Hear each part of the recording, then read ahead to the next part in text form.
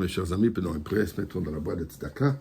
Et je voudrais partager une petite pensée aujourd'hui basée sur le deuxième chapitre de Pirkei Avos de Maxime de nos pères. D'ailleurs, la Mishnah, Tetvav 15, où la Mishnah nous raconte la pensée suivante de la part de Rabbi Tarfon. Rabbi Tarfon Omer. Rabbi Tarfon dit. D'abord, qui était Rabbi Tarfon? Rabbi Tarfon était un élève de Rabbi Eliezer ben Horkenos. Apparemment, il était aussi un des maîtres de Rabbi Akiva. Et il dit la chose suivante. Hayom katzar. La journée, elle est très courte. Vamlacha meruba. Le travail, il est immense. Vapoalim atzelim. Les employés sont un peu paresseux. Vasachar harbe. Va savoir que la récompense, elle est grande. Ubalaba dochek. Et le patron, il met la pression afin qu'on finisse notre travail. De quoi il s'agit? Bien sûr que Rabbi Akiva ne donne pas ici une leçon dans le commerce. Malgré le fait que Rabbi Akiva est un homme excessivement riche. Mais il dit la chose suivante. Hayom, la journée. Il y a les moments du jour, il y a les moments de nuit. Les moments de lumière, les moments d'obscurité. Les moments de lumière, la journée où le soleil brille, représente les moments dans lesquels on se donne à l'étude de la Torah, à la pratique des mitzvot.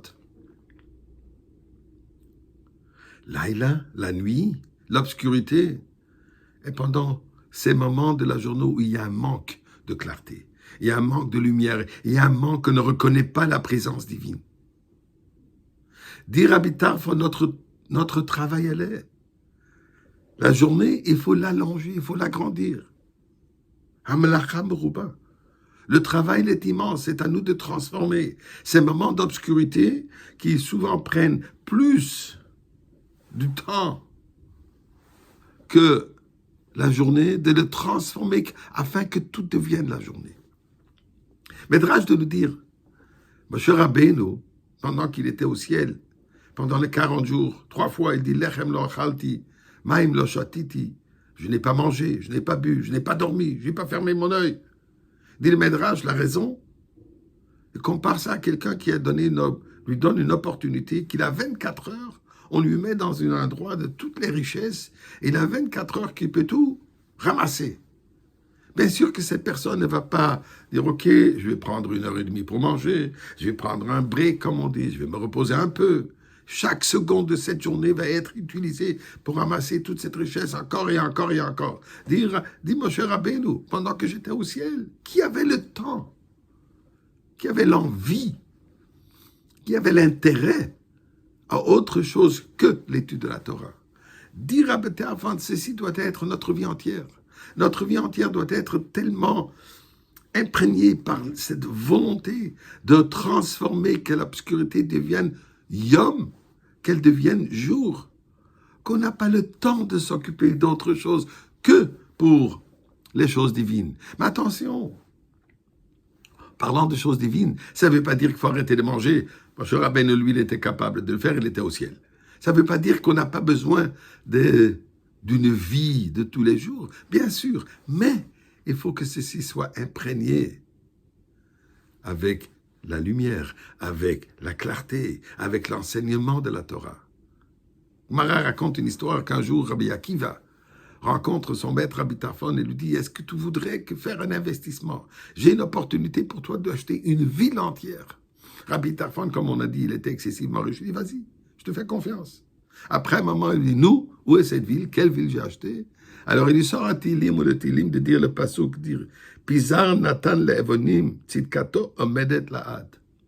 Il a gaspillé son argent aux pauvres et tzidkato, sa justice, omedet la'ad. Elle est éternelle. Et Rabbi Akiva de lui dire, ce que j'ai acheté avec les 4000 dinars en or que tu m'as donné, j'ai acheté énormément de pauvres qui ont maintenant l'opportunité d'étudier la Torah. Jusqu'à présent, les pauvres, ils n'avaient pas l'opportunité d'étudier la Torah. Ils cherchaient de quoi vivre. Je leur ai donné la tzedaka, j'ai distribué toutes ces tzedaka à des centaines de pauvres, et maintenant, ils sont tous en train d'étudier la Torah. Qu'est-ce qu'il peut avoir de plus meilleur investissement que cela? Rabbi Tarfon est parti l'embrasser sur sa front. Et depuis maintenant, c'est toi, mon maître. Tu m'as enseigné la valeur de toute cette richesse que j'ai. Eh bien, faisons de même. Transformez les journées de deuil d'aujourd'hui, les 21 jours qui sont les journées durant lesquelles nous commémorons la destruction du temple, et transformons-les avec la lumière de la Géoula, la lumière de Mashiach.